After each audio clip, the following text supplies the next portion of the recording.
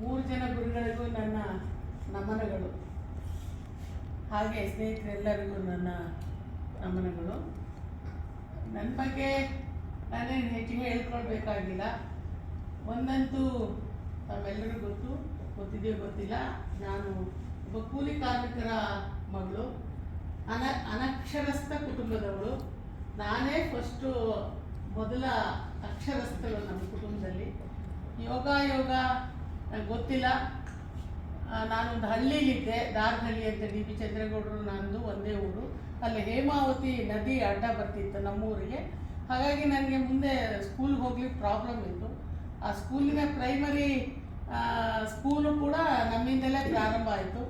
ನನ್ನ ಮೇಷ್ಟ್ರು ಇನ್ನೂ ಇದ್ದಾರೆ, 93 ವರ್ಷ, ಸತ್ಯನಾರಾಯಣ ಅಂತ, ನಮ್ಮ ಲಾಲ್ಬಾಗ್ ಹತ್ರ ಅವರ ಮನೆ ಇದೆ.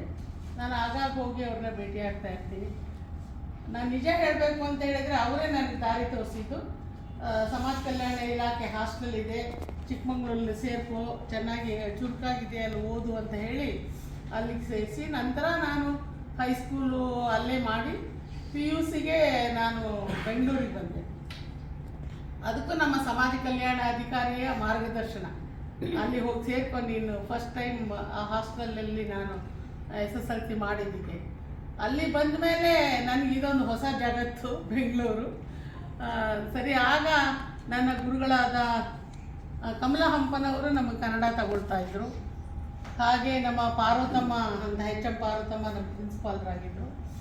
ಅವರೆಲ್ಲರೂ ನನಗೆ ಭಾಳ ಶಾಂತ ಶೆಟ್ಟಿ ಅಂತ ಎಕನಾಮಿಕ್ಸ್ ಲೆಕ್ಚರರು. ಆಗ ನಾಗರತ್ನ ಕೂಡ ನಿಮ್ಮ ಜೊತೆ PUC ಓದ್ತಾ ಇದ್ದು.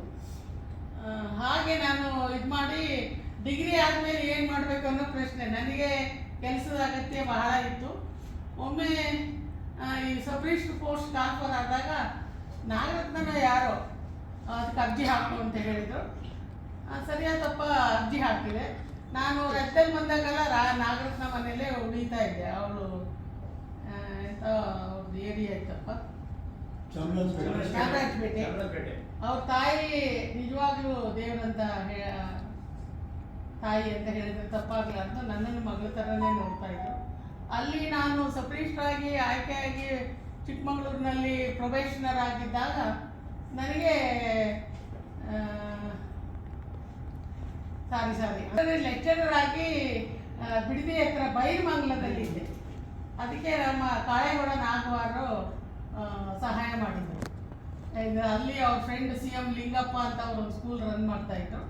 ಅಲ್ಲಿ ಕನ್ನಡ ಪೋಸ್ಟ್ ಇದೆ ಅಂತ. ನಂತರ ಅಲ್ಲಿ ಹೋಗಿ ಹೀಗೆ ಟೀಚರಾಗಿ ಕೆಲಸ ಮಾಡ್ಬೇಕಾದ್ರೆ ಅವ್ರ ಅಮ್ಮ ನನಗೆ ಖಾರ ಪುಡಿ, ಅಕ್ಕಿ, ಕಾಫಿ ಪುಡಿ ಎಲ್ಲ ತುಂಬಿಸಿ ಕಟ್ಟಿದ್ರು. ಅಲ್ಲೇ ಮನೆ ಮಾಡ್ಕೊಂಡು ಅಡುಗೆ ಮಾಡ್ಕೊಂಡು ಇರಬೇಕು ಅಂತ. ದಿನ ಅಡ್ಡಾಡೋದು ಕಷ್ಟ, ಓಡಾಡ್ತಿದ್ರು. ಹಾಗೆ ಅಲ್ಲಿದ್ದಾಗಲೇ ನನಗೆ ಇಂಟರ್ವ್ಯೂ ಬಂದ ಡೈರೆಕ್ಟರ್ ಪೋಸ್ಟ್ ಬಂತು. ಅದು ನನ್ನ ಯೋಗ ಲಕ್ಷ್ಮಣ ಜಾಸ್ತಿ ಆಗುತ್ತೆ ಹೇಳೋದು, ಗುರುತು ಬಂತು. ಆಗ ನನ್ನನ್ನು ಅವರು ನಮ್ಮ ಕ್ಷೇತ್ರದ ಅಭಿವೃದ್ಧಿಗೆ ನೀನು ಸಹಾಯ ಮಾಡಬೇಕು ಅಂತ. ಇಲ್ಲಿ ದಮ್ಮ ಅಂತೇನೆ ಸರ್, ನನಗೆ ಕೆಲಸ ಮುಖ್ಯ, ನಮ್ಮ ಅಪ್ಪ ಅಮ್ಮನ ಸಾಕಬೇಕು ಅಂತ ಹೇಳಿದೆ. ಅದು ಬರೀ ನೀನು ಕುಟುಂಬ ಯೋಚನೆ ಮಾಡಬೇಡ, MLA ಆದರೆ 100 ಜನರಿಗೆ ನಿನ್ನಿಂದ ಸಹಾಯ ಆಗುತ್ತೆ ಅಂತ ಹೇಳಿ ನನ್ನ ಮನವೊಲಿಸಿ ರಾಜೀನಾಮೆ ಕೊಡಿಸಿ ನಾನು ರಾಜಕೀಯ ಕರೆತಂದರು. ಅದು ನೋಡಿ ದುರಾದೃಷ್ಟ ಅಂತ ಹೇಳಿದರೆ, ಸರಿ ಮತ್ತೆ ಕಾಂಗ್ರೆಸ್ ಡಿವೈಡ್ ಆಯಿತು. 180 ಸೀಟ್ ಬಂದಿದ್ರು, ದೇವರಾಜ ಅರಸು ಮುಖ್ಯಮಂತ್ರಿ, ಕಾಂಗ್ರೆಸ್ ಡಿವೈಡ್ ಆಯಿತು. ಆಗ ನಾ ಎಲ್ಲಿ ಹೋಗ್ಬೇಕಂತ ಗೊತ್ತಿಲ್ಲ. DB ಚಂದ್ರೇಗೌಡರು ದೇವರಾಜ ಅರಸು ಜೊತೆ ಹೋಗ್ಬಿಟ್ರು. ನನಗೆ ABCD ಗೊತ್ತಿಲ್ಲ ರಾಜಕೀಯ ಏನು ಮಾಡಬೇಕು ಅಂತ. ಆಮೇಲೆ ಸರಿಯಾ ತಪ್ಪೋ ನಾನು ಈ ಕಡೆನೇ ಉಳ್ಕೊಂಡೆ, ಇಂದಿರಾ ಗಾಂಧಿ ಕಡೆ ಉಳ್ಕೊಂಡೆ. ಆಮೇಲೆ ನಮ್ಮ ಗುಂಡೂರಾವ್ ಅವರು ಮುಖ್ಯಮಂತ್ರಿ ಆದರು. ಹಾಗೆ ಸರಿಯಾ ತಪ್ಪೋ ಇಂದಿರಾ ಗಾಂಧಿ ಬೈ ಎಲೆಕ್ಷನ್ ಆಯಿತು. ಚಿಕ್ಕಮಗಳೂರಿಗೆ ಬಂದು ಕಂಟೆಸ್ಟ್ ಮಾಡಿದ್ರು. ಅವ್ರ ಪರವಾಗಿ ನಾನು ಚುನಾವಣೆಗಳು ನನ್ನ ಕ್ಷೇತ್ರ. ಮತ್ತು ನನ್ನ ಮದುವೆ ಟೈಮು, ಆಗ ನನ್ನ ಮತ್ತೆ ದೊಡ್ಡ ಗ್ಯಾಪ್ ಆಯಿತು.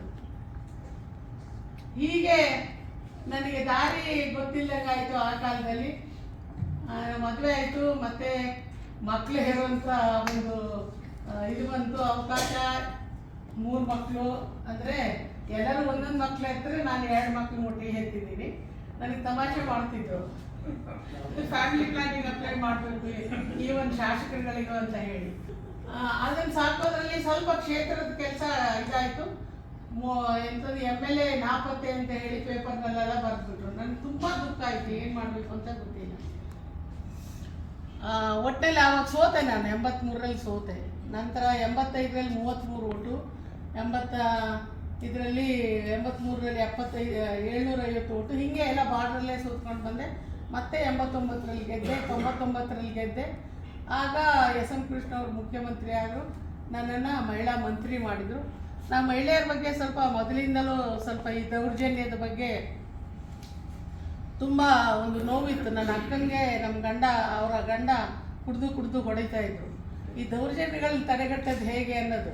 ಆಮೇಲೆ ನಾನು ಮಂತ್ರಿ ಆದಮೇಲೆ ಮಹಿಳೆಯರೆಲ್ಲ ಬಂದು ಏನಾದರೂ ಮಾಡಿ ಮನೇಲಿ ಅವಕಾಶ ಮಾಡಿಕೊಡಿ ಅಂತ ಕೃಷ್ಣ ಅವ್ರಿಗೆ ಹೇಳಿದೆ. ನಾನು ಎಲ್ಲ ಬಂದು ಅಳ್ತಾರೆ ಸರ್, ನನಗೆ ಈ ಇಲಾಖೆ ಬೇಡ ಅಂತ ಹೇಳಿದೆ. ಅದೇ ನಾ 3ನೇ ಮಾಡಿಂದ ನೀರು ಸುರಿತಾ ಇರುತ್ತೆ ಯಾವಾಗಲೂ ಅಂತ ಹೇಳಿ ನನಗೆ ಗೇಲಿ ಮಾಡಬೇಡಿ ಸರ್, ಸೀರಿಯಸ್ ಆಗಿ ಹೇಳ್ತಿರೋದು ಅಂತ. ಅದಕ್ಕೊಂದು ಏನಾದರೂ ಮಾಡೋಣ, ಹೆಣ್ಮಕ್ಳಿಗೆ ಆರ್ಥಿಕ ಸಬಲೀಕರಣಕ್ಕೆ ಏನಾದ್ರು ಪ್ರಯತ್ನ ಮಾಡೋಣ ಅಂತ ಹೇಳಿ ಆ ಸ್ತ್ರೀ ಶಕ್ತಿ ಸಂಘಗಳು ಕಟ್ಟಲಿಕ್ಕೆ ನನಗೊಂದು ಹೊಸ ಸ್ಕೀಮ್ ಕೊಟ್ಟರು. ಅದರಲ್ಲಿ ನಾವು ಸ್ತ್ರೀ ಶಕ್ತಿ ಸಂಘಗಳನ್ನು ಮಾಡಿದ್ವಿ. ಸುಮಾರು 2 ಲಕ್ಷ ಸ್ತ್ರೀ ಶಕ್ತಿ ಗುಂಪುಗಳನ್ನು ಮಾಡಿದ್ವಿ. ತುಂಬ ಜನ ಹೆಣ್ಣುಮಕ್ಕಳು ಅದರಲ್ಲಿ ಹಣ ಉಳಿತಾಯ ಮಾಡಿದರು, 10 ರೂಪಾಯಿ ವಾರಕ್ಕೆ.